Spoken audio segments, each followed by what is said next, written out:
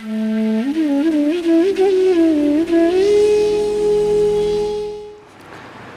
श्री, कई बार आपसे भी सुना है कि हमें अपना जीवन होशपूर्ण तरीके से जीना चाहिए और प्रयास भी करते हैं होशपूर्ण रहने के लिए, लेकिन काफ़ी कम समय के लिए रह पाते हैं। और हालांकि कम समय भी जब रह पाते हैं तो बड़ा अच्छा अनुभव होता है उस समय में। और कैसे कैसे हम अपने होशपूर्ण जीवन को बढ़ाएं, और ये भी कहा जाता है कि धीरे धीरे इतना होशपूर्ण जीवन बढ़ाएं कि आप सोएं भी होशपूर्ण तरीके से। तो क्या ये संभव है कि सोना भी होशपूर्ण तरीके से हो जाए?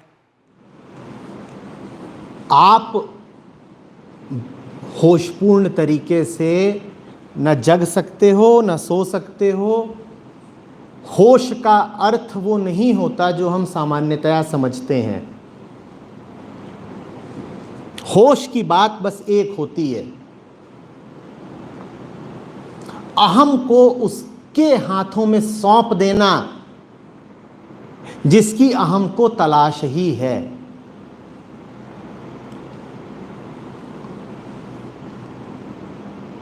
होश में जीने का अर्थ ये नहीं होता कि अब मैं अपना होश अर्थात अपनी जागरूकता अर्थात अपनी व्यक्तिगत समझ बूझ अक्ल और बुद्धि चलाऊंगा। होश का अर्थ होता है अपने आप को सौंप देना। तो वास्तव में होश एक तरह की बेहोशी है। अब मुझे कुछ करना ही नहीं, मैं निशंक होकर के सो सकता हूं। मेरा काम अब बस एक है कि वो चलाए और उसके चलाने पर मैं चलूं। यही होश है। आमतौर पर जिसको होश समझा जाता है, होशमंदी, वो बस अहंकार को बढ़ावा देने वाली बात है। उसमें आप करते क्या हैं? आप यही तो करते हैं कि मैं देख रहा हूं कि मैं क्या कर रहा हूं। आप खुद अपने मालिक बन बैठे। सामान्यतया भले आप में थोड़ी विनम्रता हो, लेकिन जब आप कहते हैं कि मैं जरा होशमंद होकर के काम करना चाहता हूं, तो गौर से देखिए आप कर क्या डालते हैं उस समय। आप यही तो करते हैं ना कि अपने एक एक काम के विचार के आप निर्णेता बन जाते हैं। ये होश नहीं है, ये तो और गहरी बेहोशी है।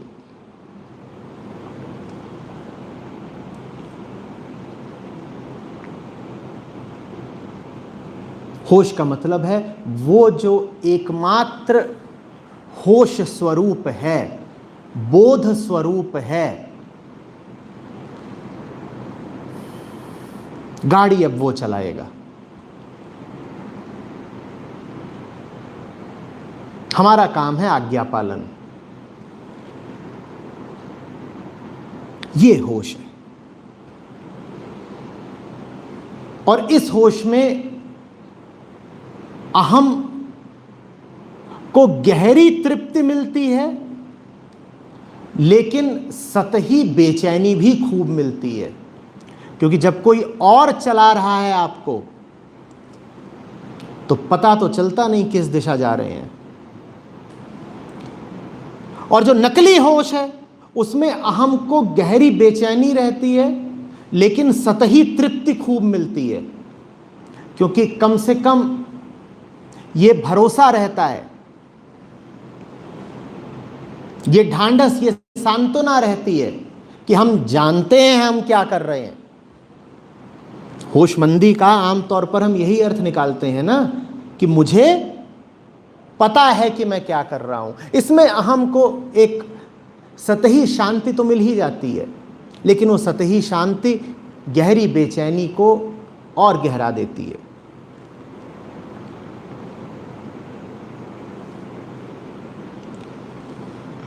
ऋषियों का, संतों का होश सांसारिक होश से बहुत अलग चीज है। सांसारिक अर्थों में होश में आप तब माने जाते हैं जब आपको दुनिया साफ दिखाई दे रही हो, जब आपको दूसरे का साफ आभास हो रहा हो।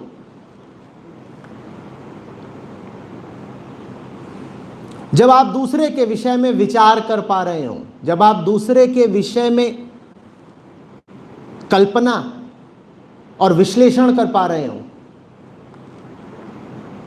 तब आप सांसारिक अर्थ में कहते हैं कि व्यक्ति होश में है। आध्यात्मिक अर्थ में होश में आप माने ही तब जाते हो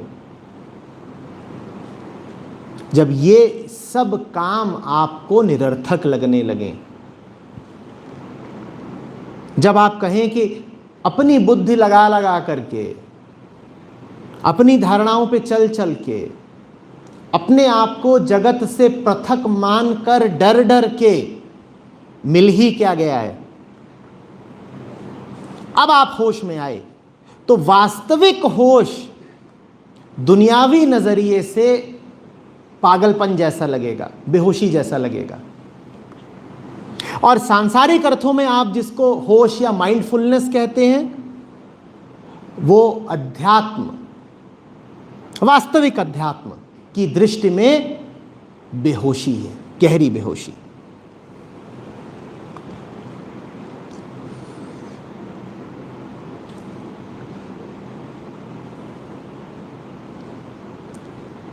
ऐसे समझिए कि सांसारिक रूप से आपको सिखाया जाता है कि होश का मतलब है एक एक कदम संभाल के रखो, ठीक, कि अगला पांव कहां पड़ने जा रहा है ये तुमको पता होना चाहिए, तो तुम कहलाओगे कि तुम होश में हो। और शिक्षा भी यही दी जाती है कि यही तो माइंडफुलनेस है कि एक एक कदम संभाल के रखा जा रहा है। और अगर खाना खा रहे हो तो बिल्कुल चबा चबा के खा रहे हो और बिल्कुल तुमको पता है स्वाद का।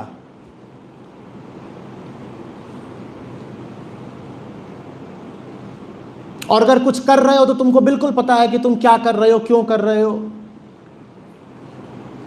यह हुआ सांसारिक होश। आध्यात्मिक अर्थ में होश में आप तब हुए जब आपको पता ही ना हो कि आप क्या बोल गए, क्या खा गए, कहां पांव रख दिया, किधर को बढ़ गए और कहां पहुंच गए, तब आप होशमंद हुए। लेकिन यह होश बहुत डरावना है, क्योंकि पता ही नहीं चलेगा कहां पहुंच गए। और हम चीजों को नियंत्रण में रखना चाहते हैं। हम चाहते हैं कि हमें पहले से ही सब पता हो कि क्या होने जा रहा है। हम चाहते हैं कि मामला कभी हमारे हाथ से निकल ना जाए। चूंकि हम नियंत्रण के आदी हैं, इसीलिए हमें वास्तविक होश कभी उपलब्धि नहीं होने पाता। वास्तविक होश में आपको असली चीज तो मिल जाती है, पर ये जो छोटी छोटी चीजें जिनके प्रति आप सजग और होशमंद रहना चाहते हो, वो छूट जाती हैं।